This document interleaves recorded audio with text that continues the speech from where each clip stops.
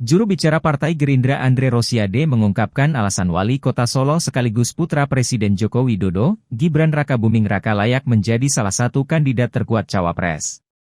Andre menyatakan, Gibran merupakan salah satu wali kota di Indonesia yang berprestasi. Hal tersebut Andre sampaikan dalam program Gaspol.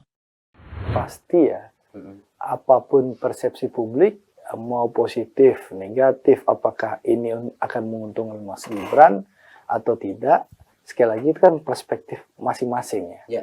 Tapi yang jelas, kalau kita bedah Mas Gibran ya, kita lihat saat ini ya, beliau adalah salah satu wali kota yang paling berprestasi moncer di Indonesia. Andre mencontohkan hotel yang selalu penuh di Solo. Menurut dia, itu bukan karena hotel di Solo sedikit.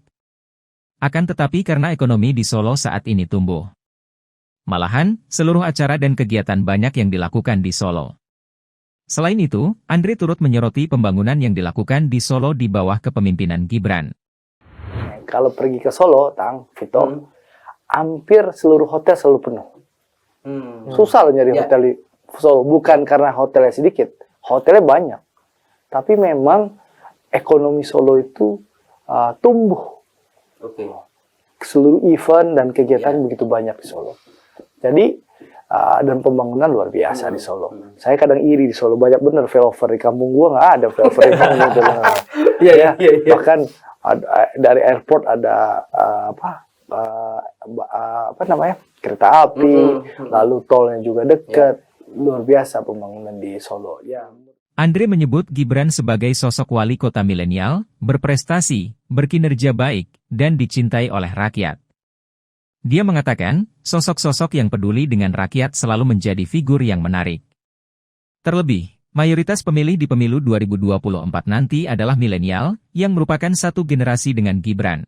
Menurut saya ya, wali kota milenial berprestasi, kinerjanya baik, dan dicintai oleh rakyat, dan peduli oleh rakyat, tentu salah satu figur yang menarik. Apalagi ya, mayoritas pemilih Indonesia di pemilu 2024 adalah millennials.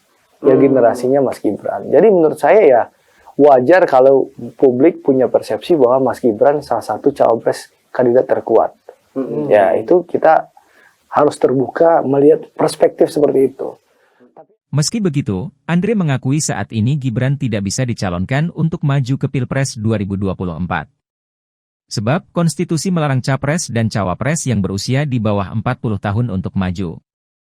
Namun, tetap saja, Andre memandang Gibran sebagai salah satu figur kandidat cawapres terbaik. Nanti, misalnya, konstitusi memperbolehkan, ya, saya walau-walau tergantung para ketua umum partai yang akan memutuskan nanti. Tapi menurut saya, sebagai pendapat saya pribadi, Gibran Rakabuming, menurut saya salah satu figur dan tokoh yang berkinerja baik.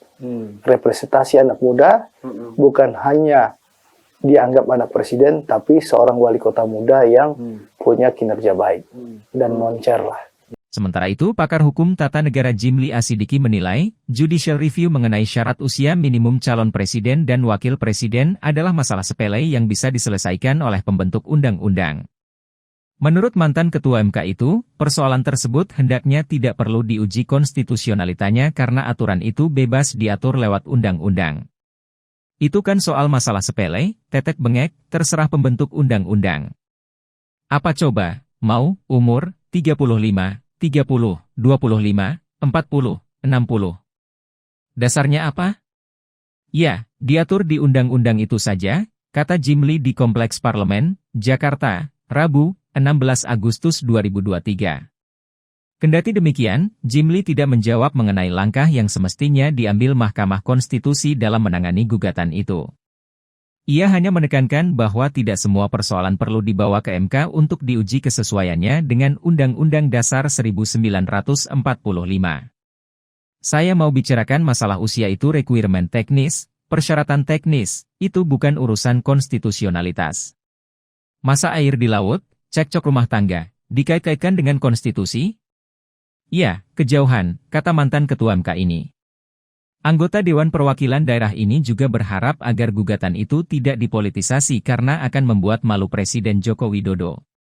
Saya rasa enggak usah dipolitisasi, itu bikin malu Pak Jokowi. Iya dong, enggak mungkin, dahlah lupakanlah, kata Jimli. Untuk diketahui, MK tengah menangani 2 perkara judicial review terkait syarat minimum usia dalam pencalonan presiden dan wakil presiden. Perkara pertama diajukan oleh kader Partai Solidaritas Indonesia atau PSI, Dedek Prayudi. PSI meminta batas usia minimum capres-cawapres 40 tahun dinyatakan inkonstitusional bersyarat sepanjang tidak dimaknai sekurang-kurangnya 35 tahun, seperti ketentuan Pilpres 2004 dan 2009 yang diatur pasal 6 huruf KUU nomor 23 tahun 2003 dan pasal 5 huruf OU nomor 42 tahun 2008. Sementara itu, pada perkara kedua, penggugat merupakan Sekretaris Jenderal dan Ketua Umum Partai Garuda Yohana Murtika dan Ahmad Rida Sabhana.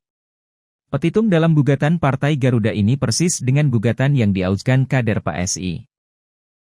Halo, selamat berjumpa dengan saya Anika, pembaca berita podcastnews.id. Saksikan terus konten-konten menarik dari kami. Jangan lupa subscribe, like, dan komen. Terima kasih.